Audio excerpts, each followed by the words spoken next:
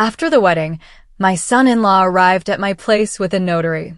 We just sold this house. You're moving to a house for the elderly. I said, perfect. Let's head to the police station first. They're very curious about what I reported on you. Can you imagine the betrayal? Just 2 days after I paid for their dream wedding, my son-in-law, Philip, stood in my living room, notary in tow, a sickening smirk plastered on his face, and told me, "We've sold your house. You're moving to a retirement home." My own home. Can you even believe the audacity? But what he didn't know was that I had a surprise waiting for him, a surprise that would wipe that smug grin right off his face and change everything. You see, this whole nightmare started at a fancy restaurant, just 2 days after the wedding I paid for. We were supposed to be having a lovely family dinner, but then Philip, my daughter Lillian's new husband, leaned across the table, his wine glass glinting in the dim light. "Lillian and I need our own place to start our family properly," he said, his eyes fixed on me. And then came the gut punch. "Your house would be perfect for a young couple." My fork clattered onto my plate. The lingering sweetness of wedding cake in my mouth instantly turned to ash. 2 days ago, we celebrated their vows. Now this? "Philip," I managed, my voice calm, but my hands clenching the edge of the table so hard my knuckles went white. "That's my home. I built it with my own hands 20 years ago." Lillian, my sweet daughter, shifted uncomfortably between us, her new wedding ring catching the candlelight. The intimate booth at Golden Oaks suddenly felt like a cage. Around us, other diners laughed, completely oblivious to the bomb that had just exploded in our quiet corner. But Philip, oh, he just kept that infuriating smile. "You're just one person in such a large house, Preston. It's not practical. And at your age, wouldn't you prefer something more manageable?" My age? I was 68, not ancient, but he spoke like I had one foot in the grave. My champagne flute trembled in my grip. He continued, reaching across to touch Lillian's hand. "We'd take such good care of it. Think about it, your grandchildren playing in those rooms someday." Lillian's eyes darted between us, a desperate plea in them. "Dad, Philip, please don't fight. It's supposed to be a happy day." Happy? I'd just written a $15,000 check for that reception. The wedding flowers on our table were already wilting, their petals browning at the edges. I straightened in my seat, a cold resolve forming. "Philip," I said, looking him dead in the eye. "At my age, I'm still strong enough to make decisions about my own property. You can stay for a few days while you find your own place." His confident expression flickered. Just for a moment, something cold and calculating passed behind his eyes before that charming mask snapped back into place. "Of course, Preston, I understand completely," he purred, but his tone had sharpened. "It's just that rental prices these days, and with Lillian's teaching salary." "We'll manage, honey." Lillian squeezed his hand, but I heard the worry in her voice. Money had always been tight for her. Philip's jaw tightened, almost imperceptibly. "I was hoping we could discuss this as family. After all, what's the point of holding on to such a valuable asset when it could benefit all of us?" Valuable asset. Not my home, not the place where I'd carried my wife, Margaret, over the threshold. Not where Lillian took her first steps. Not where Margaret spent her final days. An asset. The background jazz suddenly felt mocking. Other couples shared intimate conversations while my family fell apart in real time. A waiter glided past, refilling water glasses, utterly invisible to our unfolding drama. The answer is no. Each word came out harder than the last. "Find your own place." Philip leaned back, his smile turning brittle.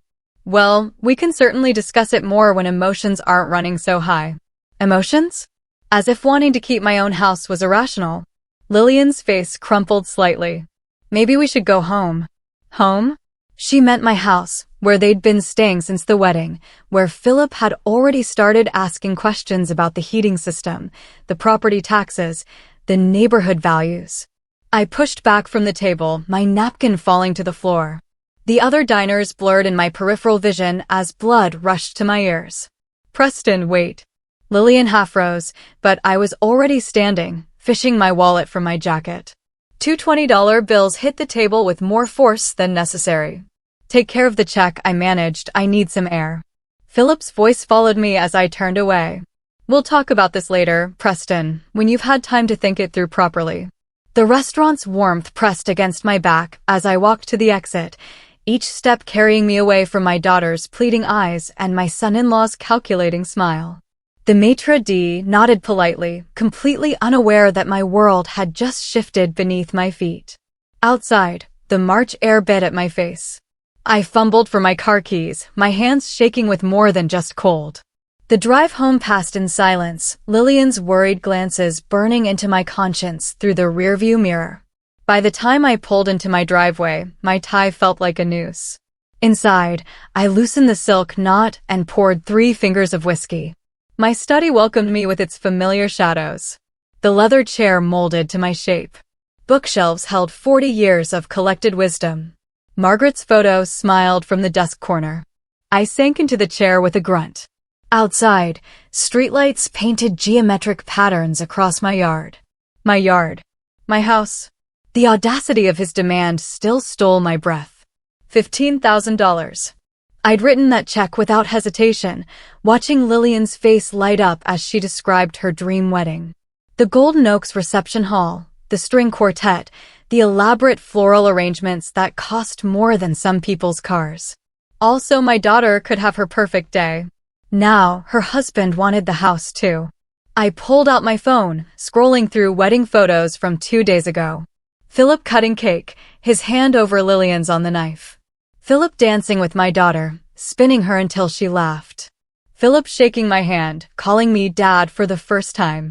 Had he been planning this even then? The whiskey burned, but not as much as the memory of Philip's smile when I'd refused. It was like he'd expected resistance, like this was all part of some larger game.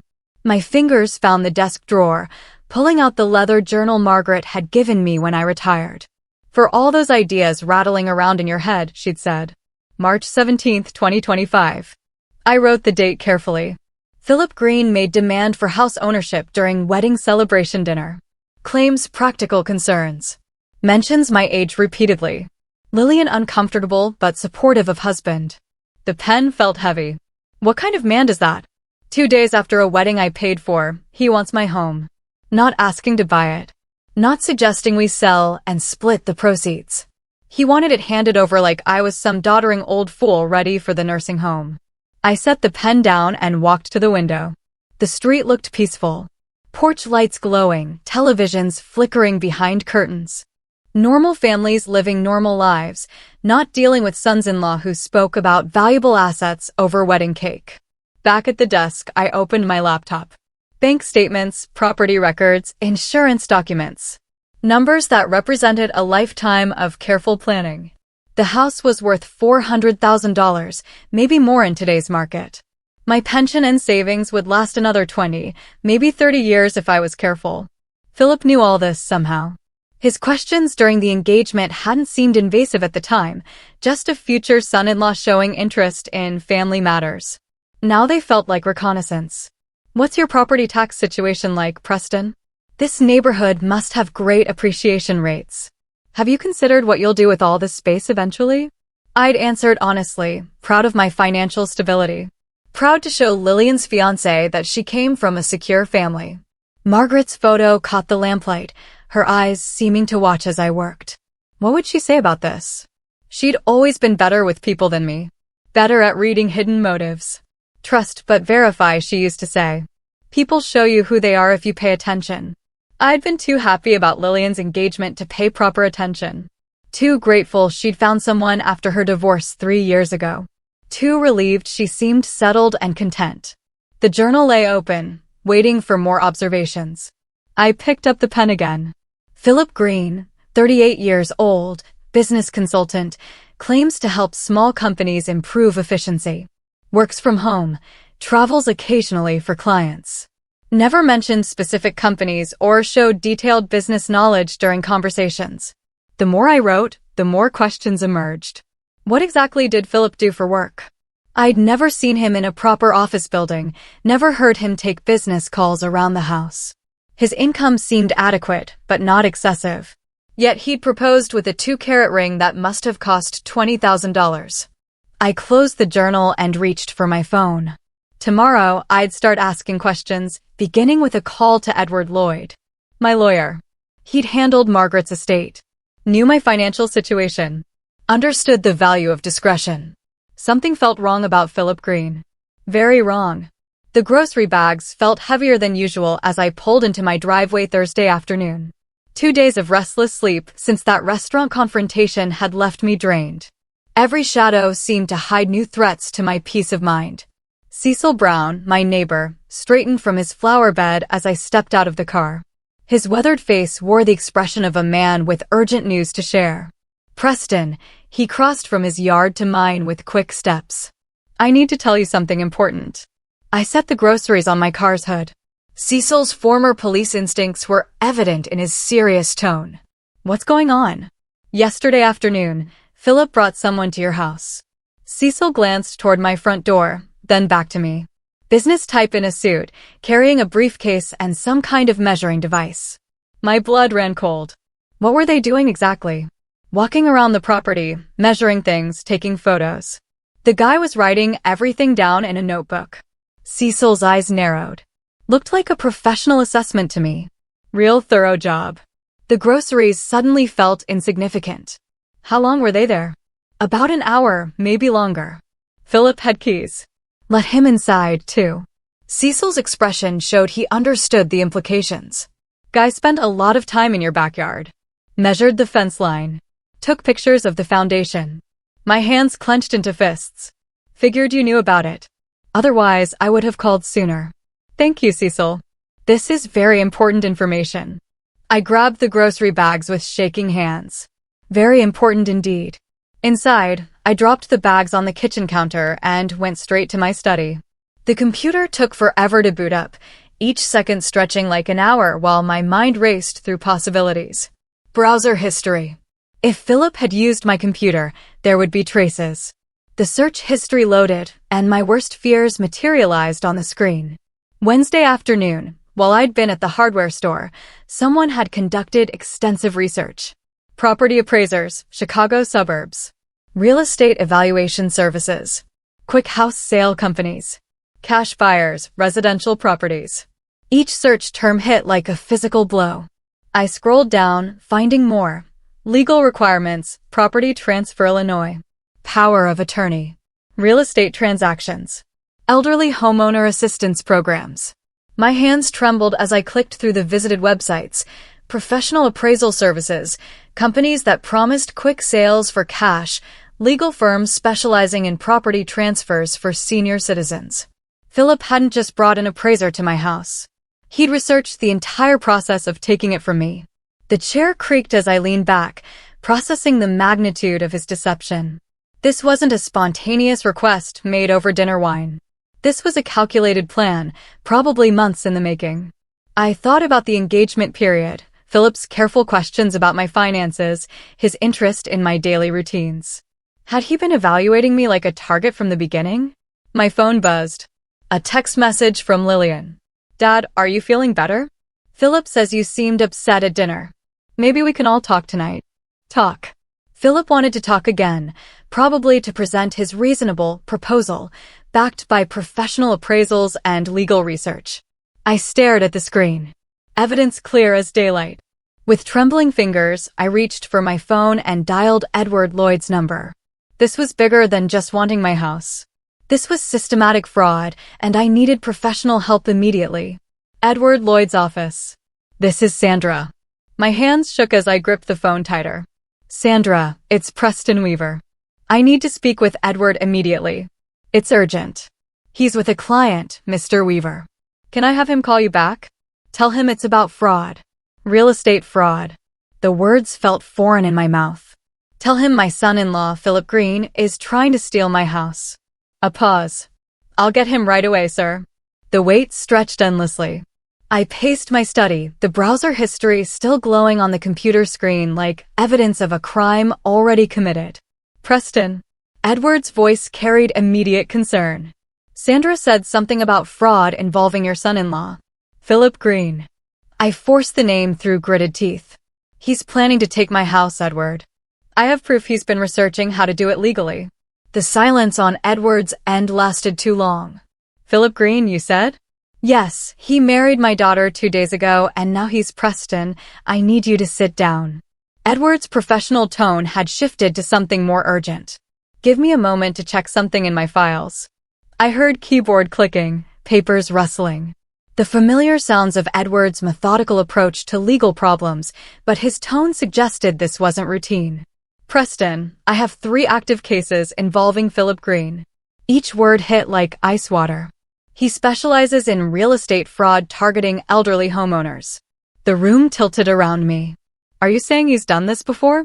His pattern is consistent. Marry into families, gain trust, then use forged documents to claim property ownership. Edward's voice had gone completely professional, like he was reading from case files. The victims are always men in their 60s or 70s. Always recently widowed, always with adult children who are financially struggling. My free hand found the desk edge for support. But he just married my daughter. That's exactly his timeline, Preston. He works fast, before victims can react or seek legal advice. Papers rustled again. How much do you know about his background? Nothing concrete. He claimed to be a business consultant, worked from home. The admission felt pathetic. We were so happy Lillian found someone after her divorce. Preston, you're in immediate danger. Edward's urgency cut through my shock. Don't sign anything. Don't give him access to your financial documents. Don't let him handle any legal matters for you. What should I do about Lillian? She doesn't know what kind of man she married. First, we gather evidence. Then, we protect your assets. Edward's tone broke no argument. Your daughter's heart can heal, but your life savings can't be recovered if they're stolen. I stared at the computer screen, at the evidence of Philip's research. He brought a property appraiser to my house yesterday. Used my computer to research the legal process. That's his standard procedure. Professional appraisal, forged transfer documents, corrupt notary to validate the signatures. Edward spoke like he was reading from a playbook. Tell me exactly what you've observed. I described everything: the restaurant demand, the appraiser visit, the browser history, Philip's questions during the engagement period. Classic pattern, Edward confirmed. Preston, I'm clearing my schedule. Can you come to my office first thing tomorrow morning? Bring every document related to your property. Deed, will, insurance policies, bank statements. Should I call the police? Not yet. We need ironclad evidence first. Edward's experience showed in every word. Philip is sophisticated. He's beaten fraud charges before by claiming the victims willingly transferred property and later developed memory problems. Memory problems? The implication stung, but I understood the strategy. One more thing, Preston. Edward's voice carried a warning. Be very careful around him until we meet. If he suspects you know his true nature, he might accelerate his timeline. I hung up and stared at my reflection in the darkened window. My son-in-law wasn't just greedy. He was a professional predator who'd chosen me as his next victim. But I hadn't survived 40 years in engineering by backing down from problems. Tomorrow, Edward and I would begin building the case that would destroy Philip Green's criminal career. As I reached for my safe combination, I heard Philip's laughter from the kitchen. And for the first time since the restaurant, I smiled. Let him laugh while he could. The drive home from Edward's office felt longer than usual. His warnings replaying in my mind like a broken record. Professional criminal, systematic fraud, multiple victims. The words had transformed my son-in-law from an annoying opportunist into something far more dangerous. Philip's car still sat in my driveway when I pulled in. Through the kitchen window, I could see him and Lillian sharing dinner.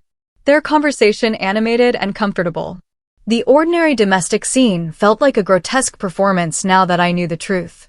I entered through the front door, calling out casual greetings. Philip's voice carried from the kitchen, warm and friendly, asking about my errands. The same voice that had demanded my house 3 days ago. In my study, I locked the door and went straight to the wall safe, hidden behind Margaret's portrait. The combination, 51728, our wedding anniversary, had protected our most important documents for 20 years. Inside lay the foundation of my life's work, property deed from 1985, Updated will from 2023, insurance policies, investment statements. Documents Philip needed to steal my legacy. I spread everything across my desk, studying each paper with an engineer's precision. The house deed, stamped and notarized, worth $400,000 in today's market. My will, leaving everything to Lillian, updated after Margaret's death. Bank statements showing retirement savings that had taken decades to accumulate. Philip had access to none of this yet, but Edward's warnings echoed. He works fast. From the kitchen came the sound of dishes being cleared. Normal married couple routines that masked Philip's predatory nature. How many other families had he infiltrated this way? How many other fathers had sat in their studies, realizing too late that they'd welcomed a thief into their homes? I pulled out my journal and began documenting everything with methodical precision. Each suspicious conversation during the engagement period, every question about finances that had seemed caring, but was actually reconnaissance. Preston, you must get tired rattling around in this big house. Have you considered what you'll do with all this space eventually? Lillian worries about you living alone. Every comment now revealed its true purpose: evaluation of my vulnerability, assessment of my attachment to the property, manipulation of my daughter's concern for my welfare. The safe also contained Margaret's jewelry, including her engagement ring. 2 carats, similar to what Philip had given Lillian. Where had a struggling business consultant gotten $20,000 for a ring? I photographed each document methodically, storing copies in multiple locations. If Philip somehow accessed the originals, I'd still have proof of ownership. The engineer in me understood redundancy and backup systems. My phone rang. Lillian. Dad, are you okay? You've been so quiet since the wedding dinner. Her voice carried genuine worry. The same concern Philip was undoubtedly exploiting. I'm fine, sweetheart. Just tired. Philip thinks maybe we should all sit down and talk things through. Clear the air. Clear the air, or present his forged documents and fake appraisals backed by legal research and professional preparation. Maybe tomorrow, I said. Let me get some rest first. After hanging up, I continued my security preparations. Changed all my banking PINs, called my insurance company to add fraud alerts, scheduled a meeting with my investment advisor to discuss protective measures. 3 other families destroyed, Edward had said. 3 other fathers who trusted their daughter's choice in men, who'd believed in family unity over suspicious caution. But I wasn't them. 40 years of problem-solving had taught me to analyze threats systematically, to prepare for failure modes, to build safeguards against worst-case scenarios. I locked the documents back in the safe and checked my watch. 9:30. Philip and Lillian were probably settling in for the evening, planning their future in my house with my money. Tomorrow, I'd begin the real battle, but tonight I had one more call to make. The bank's fraud prevention hotline answered on the second ring. First National Security Department. This is Jennifer. This is Preston Weaver. Account number 447291. I need to report suspicious activity involving my son-in-law. As I explained the situation to Jennifer, I heard Philip's laughter from upstairs, and my smile returned. Let him enjoy his last night of feeling secure. Tomorrow, his world would start crumbling, just like he'd planned for mine. 3 days of systematic research stretched ahead of me as I sat down at my computer with my first cup of coffee. Edward had given me a list of previous victims' names, and I had 48 hours before our planned meeting with law enforcement. Philip was still asleep upstairs with Lillian, giving me precious hours to work undetected. The first victim lived in Phoenix, Eleanor Martinez, 73, whose daughter had married Philip in October. By Christmas, forged documents claimed she'd sold her house to a cash buyer for below market value. I found her on Facebook through her daughter's profile.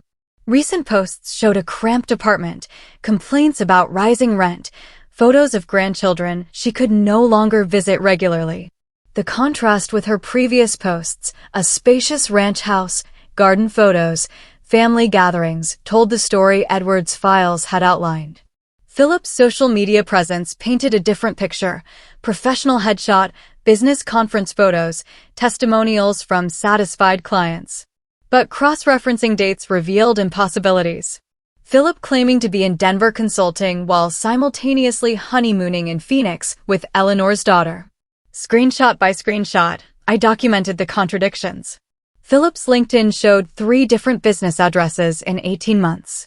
His Facebook relationship status had been married to 4 different women in 2 years, each relationship lasting exactly the same timeline: quick courtship, lavish wedding, immediate housing concerns.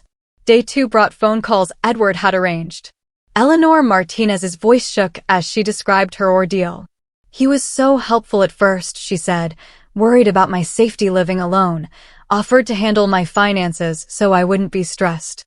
Her words carried the weight of betrayal. One morning, he showed up with a moving truck and eviction papers. Said the house had been sold for my own good. Robert Chen in Denver had a similar story. 6 weeks after the wedding, he had papers saying I'd signed a power of attorney. The signature looked real, but I never remembered signing anything. Each conversation revealed Philip's sophisticated operation: professional document forgers, corrupt notaries, legal expertise that made victims doubt their own memories. The emotional devastation was consistent: adult children who believed their new spouse over their elderly parent. Families torn apart by manufactured confusion. By day 3, I had compiled a comprehensive timeline.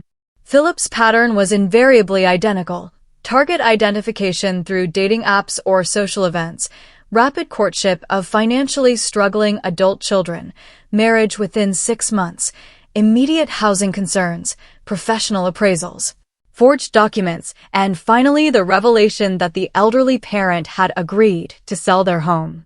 The most damning evidence came from a deleted social media post I'd managed to capture through Google's cache system. Posted 2 days after our wedding, Philip had written, "Another successful acquisition. This old man won't know what hit him. Retiring early, property investment." The post had been deleted within hours, but I had screenshots. Philip's overconfidence had created the perfect evidence of premeditation.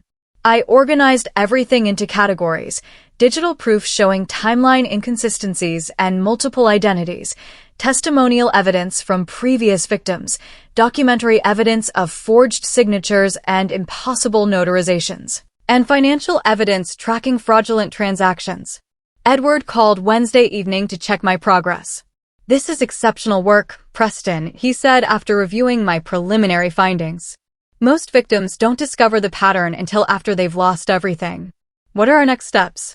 "Tomorrow, we meet with Detective Sarah Miller. She's been tracking Philip for 2 years, but hasn't had enough evidence for charges." Edward's satisfaction was evident. "Your research might finally give us what we need." That night, I double-checked every document, every screenshot, every victim statement. 3 days of intensive investigation had transformed me from confused homeowner to competent detective. The evidence was overwhelming, methodical, and would destroy Philip's criminal career. As I prepared to close my laptop, one final detail caught my attention. Philip's most recent Facebook post, uploaded just an hour ago: "Exciting changes ahead." Sometimes family means making tough decisions for everyone's benefit. The timing sent chills through me. Philip was preparing to make his move, probably tomorrow, when he thought I was most vulnerable. I saved the screenshot and smiled grimly. Let him try. I was ready. After 3 intense days hunched over my computer, gathering evidence against Philip, I decided to clean the house properly. The irony wasn't lost on me: preparing my home while planning to protect it from the man sleeping upstairs with my daughter. As I moved the coffee table to vacuum beneath it, something glinted in the morning light. A tiny lens, no bigger than a shirt button, nestled behind the decorative ceramic bowl Margaret had bought in Italy. My engineer's brain immediately screamed, "Impossible." This wasn't dust. This wasn't a drop screw. It was a camera. A professional-grade, motion-activated microcamera. My hands trembled. Philip, he'd been recording me. The violation, the invasion of my sanctuary, felt worse than anything he'd done before. My own home, my private grief, my calls to Edward, all of it captured. I fought the urge to rip the device from its hiding place. Evidence. This could be evidence if I handled it correctly. Using a small screwdriver from my toolbox, I carefully extracted the micro SD card. My computer took forever to recognize the tiny device, each second stretching as I imagined what recordings Philip might have made. 47 video files appeared on screen, spanning 2 weeks. The earliest dated from Philip's third day in my house. I clicked the first file with mounting dread. My own face filled the screen, talking on the phone with my insurance company about routine policy questions. The audio quality was crystal clear. The video surprisingly sharp for such a small device. File after file showed my daily routines, morning coffee, evening news, phone conversations with Edward about estate planning. Philip had been cataloging my life, learning my patterns, probably searching for information he could use against me. Then I found what he'd really been recording. File 38 showed Philip himself, standing in my living room while I was at the grocery store. He was on his phone, speaking to someone with casual confidence. The old man is completely trusting. Philip's voice came through my computer speakers with crystal clarity. By the end of the month, the house will be ours. The documents are almost ready. I paused the recording, my heart hammering. Here was Philip's voice, in his own words, admitting criminal intent. The conversation continued. "Richard, are you sure the notary stamps will pass inspection? These elderly targets sometimes surprise you," came the reply through Philip's phone speaker. "He's exactly like the others.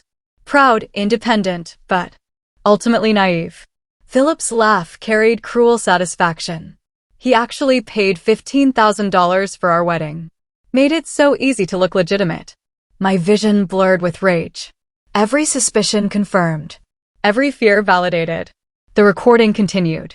"And the daughter, Lillian, will never believe her precious daddy over her loving husband. She's the perfect cover." Perfect cover. My daughter wasn't his wife. She was his alibi.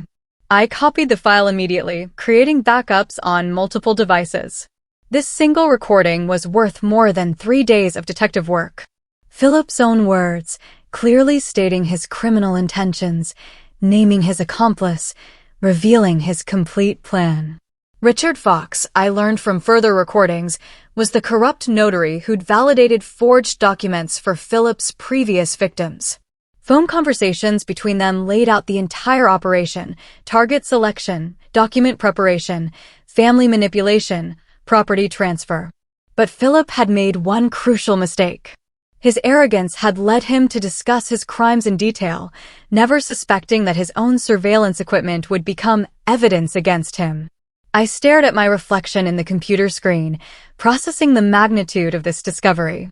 The hidden camera had been meant to give Philip an advantage, inside information about my defenses and daily routines. Instead, his overconfidence had handed me irrefutable proof of his criminal conspiracy. I closed the laptop and reached for my phone. This evidence changed everything. It was time to stop investigating and start prosecuting. Detective Sarah Miller had been Edward's recommendation for cases exactly like this. As I dialed the police department, I finally felt like I was moving from defense to offense. Philip's own arrogance would destroy him. The downtown police station looked more intimidating than I'd expected. As I walked through the front doors, carrying a briefcase filled with 3 weeks of evidence against my son-in-law, the hidden camera recordings from yesterday had been the final piece of a puzzle I never wanted to solve. Detective Sarah Miller had agreed to see me immediately when I mentioned Philip Green's name. Mr. Weaver, a woman in her 40s, approached, badge prominent on her jacket. "I'm Detective Miller. Thank you for coming in."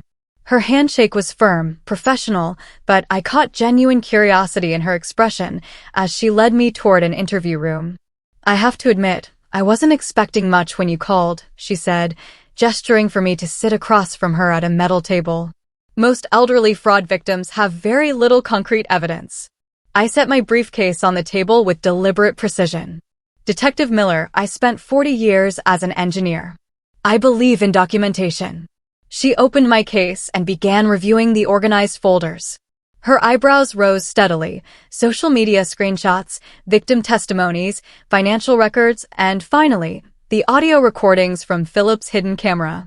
"After reviewing what you've brought me," she said after 20 minutes of careful examination, I can say that this is the most comprehensive case file I've seen in 15 years. Detective Miller turned to her computer, typing rapidly. We've been tracking Philip Green across 3 states for 8 months. He's wanted in connection with at least 12 fraud cases. 12? The number stunned me. How is that possible?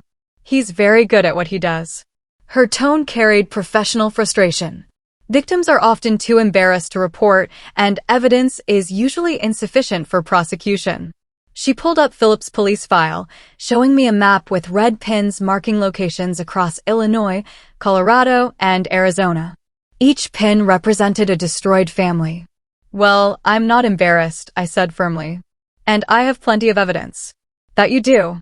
Detective Miller leaned forward, her manner shifting from routine intake to active strategizing. Mr. Weaver, you could be the key to finally stopping this man, but it would require your active cooperation in a sting operation. My pulse quickened. What kind of cooperation? We'd need you to act normally. Let Philip proceed with his plan while we record everything for evidence. She studied my face carefully. It means letting him think he's succeeding until we have him on tape committing the crime. The idea of pretending normalcy while Philip plotted against me felt surreal. You want me to let him think he's winning? Until we have irrefutable evidence of criminal intent. Your recordings are excellent, but we need him attempting the actual fraud. Detective Miller's experience showed in her methodical approach. It's the only way to guarantee conviction. What about my safety? We'll have officers positioned around your house. Response time under 30 seconds. She pulled out a small device, no bigger than a car key fob. Panic button. One press brings immediate backup. I held the device, feeling its weight. After 3 weeks of gathering evidence, the prospect of finally confronting Philip directly felt both terrifying and necessary. When would this happen? Based on your recordings, Philip mentioned, end of the month. That gives us 1 week to prepare. Detective Miller began organizing my evidence into official police folders. We'll need to install additional recording equipment, coordinate with the district attorney's office, and brief our tactical team. What about Lillian? My daughter doesn't know what she's married to. Detective Miller's expression softened slightly. Family situations are always the hardest part of these cases. But protecting your daughter means stopping Philip before he destroys more families. I thought about Eleanor Martinez crying over her lost home. Robert Chin hospitalized from stress. 12 families torn apart by one man's greed. Detective Miller, what do you need from me? Everything you've given me today is a perfect start, she stood, extending her hand again. Tomorrow morning, my technical team will visit your house to install surveillance equipment. By tomorrow evening, we'll be ready for Philip's next move. As she walked me to the station exit, I felt the weight of our plans settling on my shoulders. 24 hours to mentally prepare for the most important conversation I'd ever have with Philip. Mr. Weaver, Detective Miller said at the door, in 15 years of police work, I've never seen a victim turn the tables this completely. Philip Green has no idea what's coming. I drove home knowing that my quiet retirement had just become the final chapter of a criminal's career. The house felt different as I walked through the front door, knowing that within 24 hours, it would be transformed into a crime scene. Detective Miller's technical team would arrive at 8 a.m. sharp to install their equipment, and by evening, every word Philip spoke would be recorded for evidence. I had one night to mentally prepare for the performance of my life. Lillian and Philip were out for the evening, giving me precious hours of solitude to process what lay ahead. I sat in my study, surrounded by the evidence that had brought me to this point, and tried to imagine tomorrow's conversation. Philip would present his forged documents with practiced confidence. I would need to react naturally, shocked, confused, gradually defeated. The performance had to be convincing enough that he'd reveal his criminal methods on camera. Morning came too quickly. At 8 a.m. sharp, 3 unmarked vans pulled into my driveway. Detective Miller emerged from the first vehicle, followed by technical specialists carrying equipment cases. Mr. Weaver, we'll have everything installed within 4 hours, she announced, directing her team toward my house. After that, we rehearse. I watched in fascination as the specialists worked with surgical precision. Micro cameras appeared throughout my living room and kitchen, each device smaller than a quarter and completely invisible once positioned. Audio equipment followed, directional microphones that could capture whispered conversations from across the room. These cameras record in ultra-high definition, the lead technician explained, adjusting a lens behind a picture frame. The audio system filters background noise automatically. Unless Philip specifically looks for surveillance equipment, he won't notice anything. Detective Miller handed me an earpiece no bigger than a hearing aid. Direct communication with our monitoring station. We'll be able to guide you if necessary. Where will you be positioned? Mobile command unit across the street. Officers in neighboring houses. Backup team 2 blocks away. She showed me a tablet displaying multiple camera angles from my own living room. Response time will be under 30 seconds if you use the panic signal. By noon, the installation was complete. My familiar home had become a sophisticated recording studio. Every surface concealing equipment worth thousands of dollars. Now we rehearse, Detective Miller announced. For 2 hours, we practiced likely scenarios. A detective played Philip while I rehearsed natural responses to his manipulation tactics. Remember, your safety is our top priority, Detective Miller emphasized. Don't try to trap him. Let him reveal his criminality organically. Just be yourself. Be suspicious. Ask the questions any reasonable person would ask. So Preston, we need to discuss the house transfer paperwork, the detective said, role-playing Philip's likely approach. I'm not interested in transferring anything, I replied. Perfect. Keep your responses natural and firm. The more he has to explain, the more evidence we'll gather. At 3 o'clock, Detective Miller tested all communication systems one final time. The earpiece crackled to life. Testing Mr. Weaver. Can you hear me clearly? Crystal clear. Excellent. Officers are moving into position now.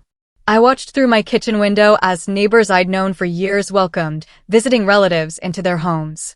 Cecil Brown gave me a subtle nod from his front yard, knowing his house now contained 2 armed officers. Technical check complete, Detective Miller reported. All cameras recording, audio levels optimal, communication systems active. The house looked exactly the same. But I knew that sophisticated equipment worth more than my car was now documenting every movement, every conversation, every breath. At 5 o'clock, Philip's car pulled into the driveway. Showtime, Mr. Weaver, Detective Miller's voice whispered through my earpiece. Remember, we're right here with you. I touched the panic button in my pocket and watched through the front window as Philip approached my door, carrying a manila envelope that undoubtedly contained forged documents with my signature. He knocked with cheerful confidence, completely unaware that his next conversation would be his last as a free man. The doorbell rang at exactly 2 o'clock, and I felt the tiny vibration from the communication device in my pocket. Detective Miller signaled that all recording equipment was active. Through the window, I watched Philip climb my front steps with another man carrying a leather briefcase, both wearing confident smiles that I now recognized as predatory. This was it, the moment 3 weeks of investigation had been building toward. I opened the door with practiced calm. Philip, and you brought a friend. Preston. Philip's enthusiasm seemed genuine, which made his deception even more chilling. This is Richard Fox, licensed notary public. We have wonderful news about your housing situation. Richard Fox looked exactly like a corrupt official, middle-aged, overly formal, carrying himself with false authority. His handshake felt like touching a snake. Mr. Weaver. Such a pleasure, Richard said, his voice dripping with manufactured sincerity. Philip has told me so much about your unique circumstances. They settled into my living room with theatrical confidence. Philip spread documents across my coffee table like he owned the place. The hidden cameras recorded every gesture, every smirk, every calculated movement. Preston, I have incredible news. Philip announced, his voice carrying the same tone he'd used when proposing to Lillian. We've just completed the sale of this house. You're moving to a lovely senior facility. It's all arranged. I examined the papers with engineering precision, noting the professional quality of the forgeries. That's interesting, Philip. Who exactly did you sell my house to? A wonderful young family. They're paying well above market value. Philip's smile never wavered. Richard here has all the legal documentation. Richard opened his briefcase with a flourish, revealing official-looking stamps, seals, and notarization equipment. Mr. Weaver, these documents show the completed sale of your property. Everything is legally binding and properly notarized. I don't recall agreeing to sell my house, Mr. Fox. Sometimes elderly individuals forget these important arrangements, Richard replied with practiced condescension. The paperwork clearly shows your signature and consent. Perfect. They were establishing the entire fraud scheme on camera, using the exact language Detective Miller had predicted. While this is certainly unexpected, I said, maintaining my role as the confused elderly victim, perhaps we should drive to the police station first, just to make sure everything is proper. Philip's confident expression flickered for just a moment. The police station? Why would we need to go there? They're very interested in the information I sent them about your previous house sales. The temperature in the room seemed to drop 10 degrees. Philip's face went pale while Richard shifted nervously in his chair. What? What do you mean by previous sales? Philip's voice had lost its confident tone. I mean your activities in Phoenix, Denver, and 3 other cities, Philip. The police have been looking for you for quite some time. Philip stood abruptly, the forged documents scattering. You're talking nonsense. Richard, tell him these documents are completely legal. Philip, what is he talking about? Richard's professional mask was cracking. You said this was a clean operation. You never mentioned police investigations. Shut up, Richard. Philip grabbed the documents, heading for the door. This old man is confused. He doesn't know what he's talking about. But the sound of car doors slamming outside made him freeze mid-step. Through the window, unmarked police vehicles surrounded my house. Officers positioning themselves at every exit. Philip Green, the predator, was finally showing fear. What have you done? He snarled, his voice stripped of all charm. I pressed the panic button in my pocket, feeling the click, and met his terrified gaze. I protected my home from thieves, Philip, I said, my voice steady, almost a whisper. Something you should have considered before you decided to target the wrong engineer. Just then, the front door burst open. Detective Miller stood there, flanked by 3 uniformed officers, their badges gleaming, a silent promise of justice. Philip Green, she announced with professional satisfaction, her voice carrying the authority of 15 years in law enforcement. You're under arrest for fraud, forgery, elder abuse, conspiracy, and interstate criminal enterprise. This is ridiculous. Preston, tell them this is a family misunderstanding. Philip's confidence cracked completely. The only misunderstanding, Philip, I said, still seated, watching justice unfold with engineering precision, was you thinking you could steal my house. Richard Fox had already raised his hands in surrender. His briefcase opened to reveal the tools of their criminal trade. Officers, I want to cooperate fully, he said, his voice shaking. I didn't know about his previous crimes. Mr. Fox, you're also under arrest, Detective Miller replied. Your cooperation will be noted in your file. Richard, don't say anything. Philip shouted as officers moved to secure him. They can't prove anything. But they could prove everything. The surveillance cameras had captured every word, every gesture, every incriminating admission. As Philip raised his hands for handcuffs, I felt the satisfaction of a complex engineering project reaching successful completion. Sir, we need you to hand over those documents, one officer commanded. Philip's last act of defiance was attempting to tear up the forged papers. 2 officers stopped him immediately, preserving evidence that would send him to federal prison. These papers are private family business, he protested. Their evidence in multiple felony cases across 3 states, Detective Miller corrected, carefully collecting each document for the evidence chain. Through my front window, I watched neighbors gathering on the sidewalk. Cecil Brown stood in his yard with arms crossed, nodding approval. The quiet suburban street had become a crime scene, and the entire community was witnessing Philip's downfall. Mr. Weaver, for the record, Detective Miller said, did these men attempt to fraudulently claim ownership of your house using forged documents? Yes, Detective. Using fake signatures, corrupt notary seals, and systematic intimidation tactics. He's lying. Philip's desperation was complete now. This was a legitimate family arrangement. I was helping an elderly man who can't manage his own affairs. The irony was perfect. Philip's final defense was exactly the condescending attitude that had motivated me to fight back so methodically. "Your honor will determine the legitimacy," Detective Miller replied, leading Philip toward the door in handcuffs. Richard's cooperation began immediately. "Officers, I have information about other operations. Other targets Philip was researching. I want to help prevent more crimes." "Smart choice, Mr. Fox," Detective Miller said. "Full cooperation might reduce your sentence from 15 years to 5. As the police cars loaded their prisoners, media vans began arriving. Word had spread quickly through the neighborhood that a major fraud operation had been exposed by an elderly resident's detective work. "Mr. Weaver," a reporter called from behind police tape. "How did you discover this criminal scheme?" 40 years of engineering taught me to analyze problems systematically," I replied. "When something doesn't make sense, you investigate until it does." Detective Miller returned as the crowd dispersed. "Outstanding work, Mr. Weaver. This arrest closes cases in 5 states. You've probably saved dozens of families from similar fraud. What happens next?" "Trial in about 8 weeks. With your evidence and today's recordings, conviction is virtually certain." She handed me her card. "The district attorney will want to discuss your testimony.